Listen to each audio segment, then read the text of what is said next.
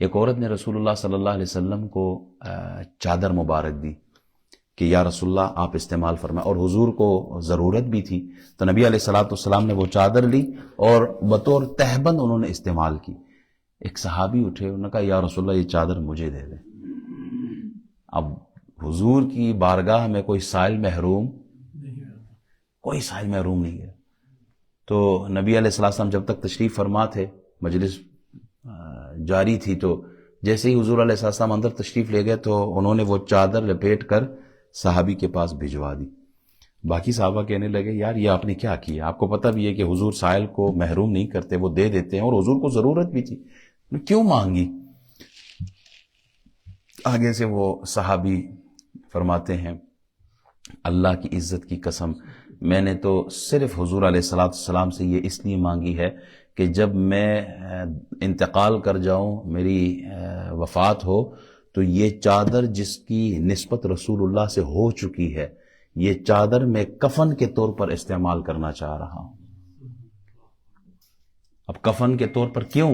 اس لیے انہیں پتہ ہے کہ یہ رسول اللہ کی نسبت اسے مل گئی ہے، اور جسے رسول اللہ کی نسبت مل جائے پھر قبر میں عذاب نہیں آتا۔ صحابہ نے کہا، یہ بخاری شریف کی روایت، صحابہ نے کہا کہ ان کے انتقال کے بعد وہی چادر ان کو کفن کے طور پر ان کو پہنائی گئی۔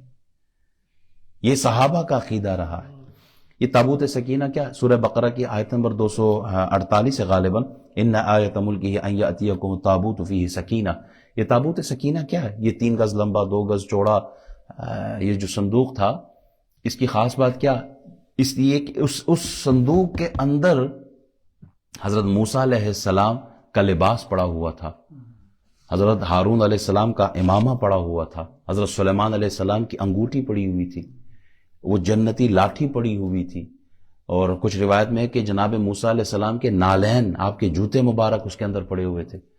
یہودی جب بھی جنگ پہ جاتے تھے نا تو اس صندوق کو آگے رکھا کرتے تھے، اس سے ہوتا کیا تھا کہ ان کے دلوں پر سکینہ نازل ہوتا تھا اور وہ جنگ جیت جایا کرتے تھے۔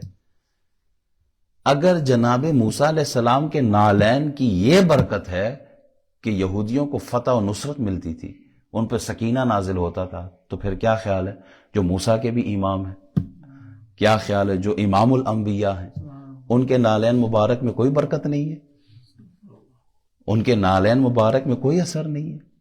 اذهبوا بقمیصی، اذهبوا قمیصی، یہ تو ہم نے قرآن کی آیت ہے۔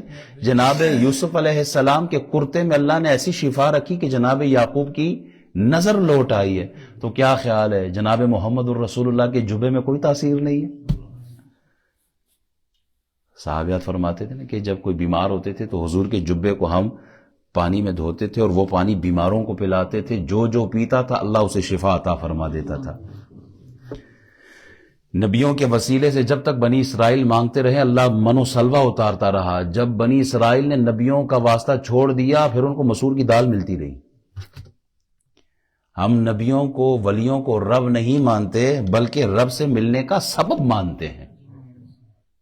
نبیوں کو، رسولوں کو، ولیوں کو رب نہیں مانتے بلکہ رب سے ملنے کا سبب مانتے ہیں، ذریعہ مانتے ہیں، وسیلہ مانتے ہیں ان کو۔ معراج کی رات جبریل امین جب واپس آسمانوں کی طرف گئے نا، ہزاروں بار آپ آئے گئے ہیں، کوئی روک نہیں، کوئی ٹوک نہیں، کوئی پوچھ نہیں، لیکن جب معراج کی رات گئے دروازہ کھٹکھٹاتے ہیں، کون؟ جبریل۔ دروازہ کیوں بند ہے؟ کہا ساتھ کون ہے؟ محمد ہے۔ فوراً دروازے کھول دیے جاتے۔ کیا مطلب؟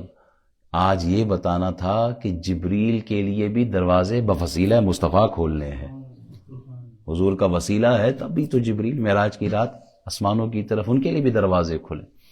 وسیلہ رسول اللہ صلی اللہ علیہ وسلم کا ہم مانتے ہیں، اس کے قائل ہیں، اور اللہ ہمیں اسی پہ زندگی اسی پہ موت عطا فرمائے۔